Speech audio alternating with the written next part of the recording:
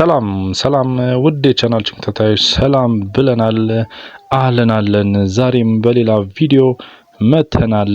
ዛሬ ልናነሳው ያሰብነው ሐሳብ እንደሚታወቀው ነው በካፒታል ገበያ ወይም በስቶክ ማርኬት እንዲሁም በፋይናንሻል ማርኬት ላይ ሰፊ ዘገባ የሚካሄድባቸው ሐሳቦች ናቸው። እነሱም ይሄ ሐሳብ መለያ ያጠነጥናል። አንድ ተቋም ሲደራጅ ወይንም በስራ ላይ ያለ ተቋም አቅሙን በከፍተኛ ሁኔታ ለማሳደግ የፋይናንሻል በተለይ ለማሳደግ የሚከተላቸው ሁለት ትላልቅ መንገዶች አሉ። እነዚህ ሁለት ትላልቅ መንገዶች ምን ተብለው ይጠቀሳሉ? አይፒኦ ወይንም ኢኒሺያል ፐብሊክ ኦፈሪንግ እና ዳይሬክት ሊስቲንግ ተብለው ይጠቀሳሉ። ማለትም በአማርኛ ብንተረጉመው የመጀመሪያ ዙር የህዝብ ሽያጭ መንገድ እና የቀጥተኛ መዘርዘር መንገዶች ናቸው። በእነዚህ በሁለቱ መንገዶች በመከተል ነው ተቋማት እንደ አዲስ ወይንም ደግሞ ያሉትም ከፍተኛ የፋይናንስ ጉልበት ሊያዳብሩ የሚችሉ የአክሲዮን ማሻሻጥ ገበያን የሚያካሂዱበት ማለት ነው። እናም እነዚህ ሁለቱን እስቲ በግርድፉ ለመረዳት አንድነታቸው፣ ልዩነታቸውና ጥቅማቸውን እናያለን በመቀጠል። ይፋዊ በሆነ መንገድ ወደ ህዝባዊነት ወይም ፐብሊክ ለመለወጥ የሚደረግ እንቅስቃሴ ለማንኛውም ኩባንያ ትልቁ ምዕራፍ ነው። ይሄም በራሱ ካምፓኒው ላይ ከፍተኛ እንዳነሳ ነው አቅም የሚፈጥርለት መሆኑ ነው። ነገር ግን ይህንን ለማድረግ ትክክለኛውን ዘዴ መምረጥ እጅግ በጣም አስፈላጊ ነው። እነዚህ ሁለቱ መንገዶችን በተለይ ዋናዎቹ እንደመሆናቸው የትኛውን እንምረጥ ለሚለው እስቲ በመጀመሪያ የአይፒኦ ወይንም የመጀመሪያ ዙር የህዝብ ሽያጭ የሚለውን እንመልከት። ምን ማለታችን ነው? በመጀመሪያ ዙር የህዝብ ሽያጭ ወይም አይፒኦ ውስጥ ምን ማለታችን ነው? አዳዲስ አክሲዮኖች ይፈጠራሉ። በኢንቨስትመንት ባንኮች ደግሞ ነው የሚዘጋጁት እነዚህ አክሲዮኖች እና ይህም ደግሞ በኢንቨስትመንት ባንኮች የተዘጋጀው የአዳዲስ አክሲዮኖች የመነሻ ዋጋ ይወጣለትና አክሲዮኖቹ ለገበያው ወይንም ደግሞ ለተለያዩ ታዋቂ ኢንቨስተሮች ይቀርባሉ። ማለት ለሽያጭ የሚቀርቡበት መንገድ ይኖራል። እናም እዚህ ጋር ማየት ያለብን አዳዲስ አክሲዮኖች ናቸው በአንደኛነት። ሲቀጥል ደግሞ በኢንቨስትመንት ባንኮች በኩል ነው እነዚህ አክሲዮኖች የሚዘጋጁት ማለት ነው። ማለትም በሀገራችን አሁን በቅርቡ በተቋቋሙት ለምሳሌ በሲቢ ካፒታል ኢንቨስትመንት ባንክ እና የወጋገን ኢንቨስትመንት ባንክ በተባሉት በሁለቱ ነው። ለምሳሌ እስካሁን ባለው በሀገራችን እነዚህ አዳዲስ የመጀመሪያ ዙር የህዝብ ሽያጭ ወይም አይፒኦዎች ወደ ገበያ ሊቀርቡ የሚችሉት ማለት ነው። እናም ይህ ዋጋውን ካወጡት በኋላ ለገበያ የሚያቀርቡት የነዚህ አክሲዮን ጸሐፊዎች ማለትም ኢንቨስትመንት ባንክ ውስጥ ያለው አክሲዮን ጸሐፊዎች ሳይሆኑ አክሲዮን የሚያደራጁት ለሽያጩ ዋስትና ይሰጣሉ። እንዲሁም የደህንነት ደረጃን ያቀርባሉ። በጣም አስተማማኝነቱን እና ከኪሳራ ከተለያዩ አላስፈላጊ ውድቀቶች የጸዳ እንደሆነ አክሲዮኑን ዋስትና ያቀርባሉ። ነገር ግን ይህንን የሚያደርጉት በክፍያ ሲሆን ከተሰበሰበው ካፒታል ማለትም በሽያጭ ወቅት ከሚሰበሰበው ካፒታል አሁን ባለው ዓለም አቀፍ ጥናት ከጉግል እንደተገኘው ከ3.5% እስከ 7% ድረስ ክፍያን ይጠይቃሉ። በግልጽ ቋንቋ ለማስቀመጥ አዲስ ሀሳብ ያላቸው ሰዎች ወደ አክሲዮን ሀሳባቸውን ቀይረው አክሲዮኖቹ ሲደራጁ ይህንን አክሲዮን ወደ ገበያ እንዲቀርብ የዝግጅት በኢንቨስት ባንክ ይደረግና በዚህ ኢንቨስትመንት ባንክ ተደርጎ ወደ ገበያ እና ወደ ኢንቨስተሮች ወይም ወደ ህዝቡ ገበያ ግብይት ይቀርባል።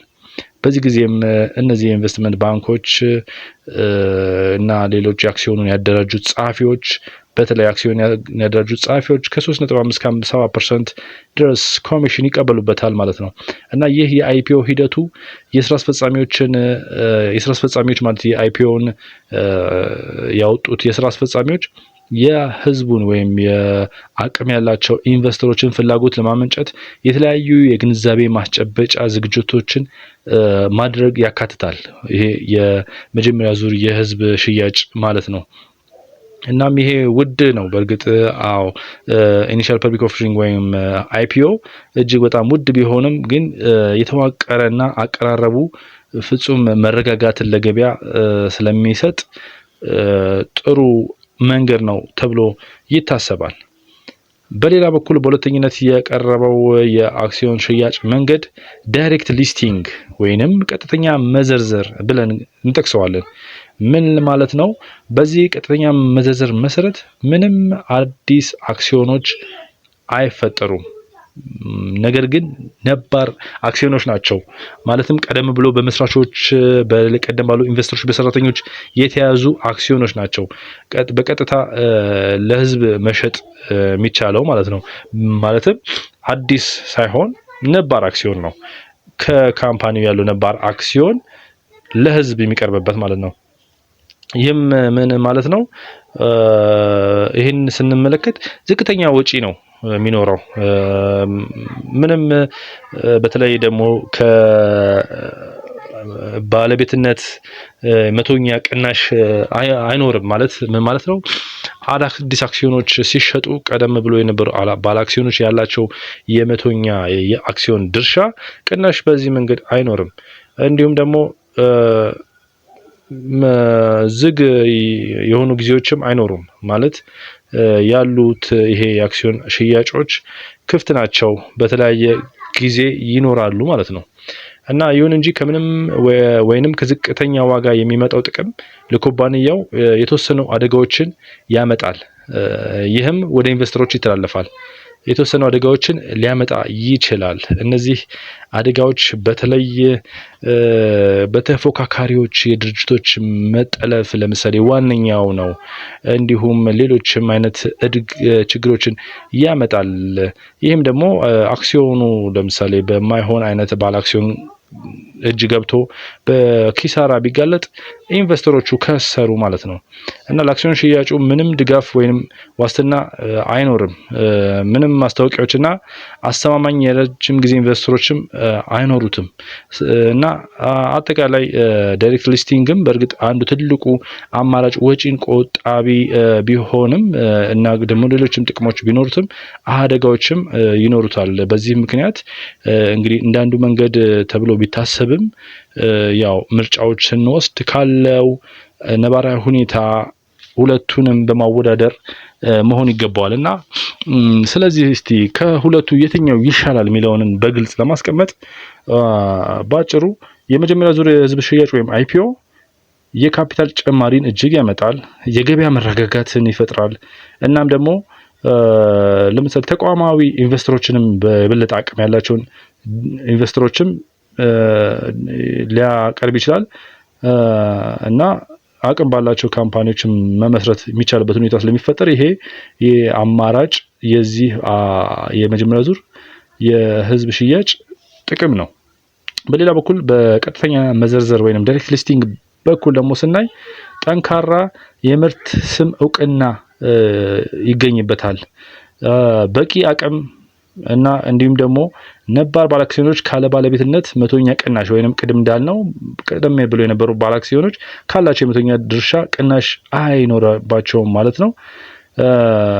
እና ገንዘብም ደግሞ ብዙ ለማውጣት ለሚፈልጉ ካምፓኒዎች ተስማሚ ነው። እናም ሁለቱም በተለያየ መልኩ ለተለያየ አይነት ካምፓኒ እንደየሁኔታው ተመራጭ የሚሆንበት መንገድ ስላለ በገበያ ላይ አክሲዮን ስናደራጅ ወይንም ባለን ተቋም አክሲዮን ሽያጭ ተጨማሪ ስናደርግ እነዚህ መንገዶችን ነው የምንጠቀመው እና በግንዛቤ እንዳገኘን እናስባለን በዚህ ሁለቱ የሽያጭ መንገዶች ላይ። ስለዚህም በዚህ ሀሳብ ላይ የበለጠ ወደፊት ዝርዝር ልናቀርብ እንችላለን። ለዛሬው በዚሁ አጠር ብለን አቅርበናል። ጥያቄ ሀሳብ ካላችሁ ኮሜንት ላይ አቅርቡልን እያልን በሚቀጥለው እስከምንገናኝ ሰላም ጤና ይስጥልን።